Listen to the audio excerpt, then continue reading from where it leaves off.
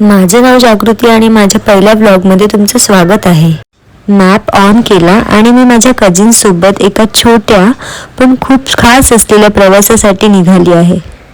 जातानाच वागेश्वरी मंदिराच्या बाहेर एक सुंदर असं तलाव आहे जिथे आम्ही थांबलो। आम्ही इतके खुश झालो ना, कारण त्या तलावात जे मासे होते ना ते अगदी काठावर दिसत होते।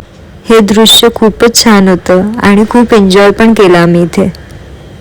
तिथून आम्ही नालासोपारा वेस्ट येथील वाघोली गावातील इच्छापूर्ती अंडरग्राउंड गणपती मंदिरात प्रवेश केला।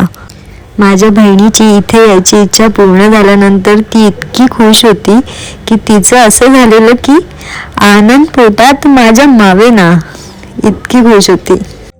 हे गणपती मंदिर जमिनीखाली असल्यामुळे इथे येताच एक वेगळीच पॉझिटिव्ह एनर्जी जाणवते।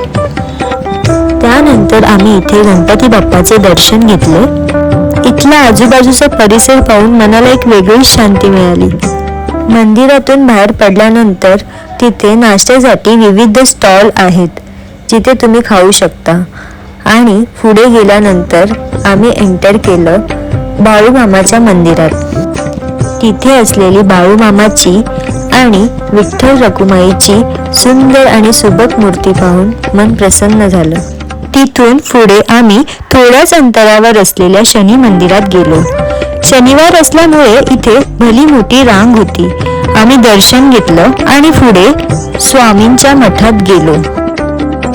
अशा सुंदर ठिकाणी आल्यानंतर असं वाटतं की रोजच्या धावपळीतून स्वतःसाठी आणि देवासाठी वेळ द्यायला हवा। जर तुम्हाला आमचा हा छोटासा प्रवास आणि व्लॉग आवडला असेल तर व्हिडिओला लाईक करा, कमेंट करा, सबस्क्राईब करा आणि बेल आयकॉनवर क्लिक करायला विसरू नका। धन्यवाद।